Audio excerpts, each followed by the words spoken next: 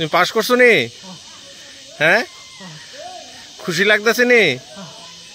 এখন কোন ক্লাসে পড়বা? 11-এ পড়বা। সবাই খুশি নি তুমি যে পাস করছো? আচ্ছা। ও যখন পাস করলো জানতে পারলাম, আমরা সবাই খুশিতে উচ্ছ্বসিত।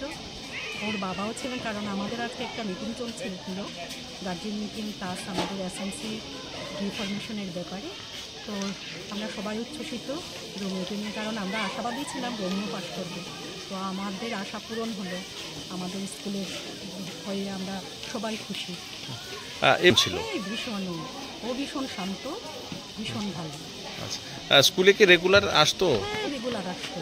সে লিখতো, বেঞ্চে বসেও, আর পায়ে লিখতো, বেঞ্চে বসেও অনেক সময় লিখতো, অনেক সময় সে পড়ে বসিয়ে আমরা ফলে বসিয়ে লেখাটা করতাম।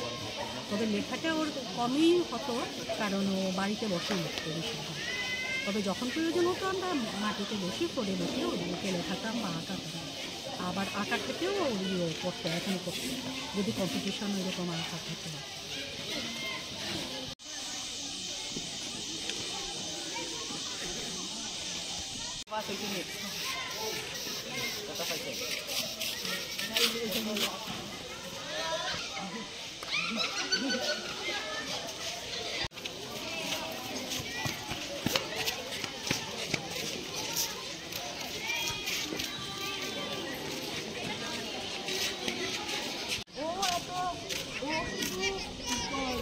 না, ও আমাদের জন্য স্পেশাল, ঠিক আছে?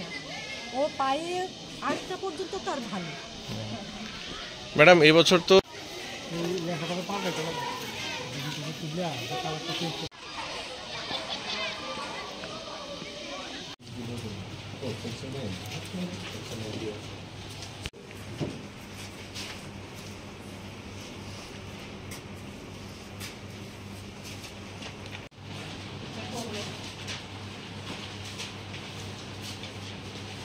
খুব আনন্দিত হইলাম। টিচারের সবাইকে আমি ধন্যবাদ জানাই, তারাও খুব পরিশ্রমে আমার ছেলেরে এরকম তুলে দিছে। আমি খুবই টিচারদেরকে আমি খুব ধন্যবাদ জানাই, আমি খুব খুশি। তো আগামী দিন তার পড়াশোনা আপনারা কি চালিয়ে যাবেন? তো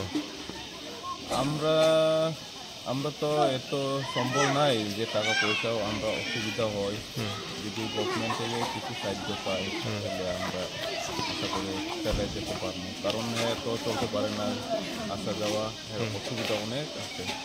কারণ হ্যাঁ, কথাবার্তাও পরিষ্কারভাবে বলতে পারে না, লেখে পাওয়া দিয়ে যেমন অনেক অসুবিধা হয়। আর বাইরে যাইতে হইলে হ্যাঁ তো হাত চলে না, যখন অসুবিধা হয় তখন তো বয়স বাড়তি, লজ্জাও করে। পড়াশোনা যদি করে তাহলে আটটা যদি বাথরুমে যাইতে হয়, এইসব অনেক অসুবিধা হয়। হ্যাঁ, যদি আমরা গভর্নমেন্ট থেকে যদি সাহায্য পাই আমরা অনেক উপকার। এমনি তো 11-এ তো ভর্তি করাইবেন?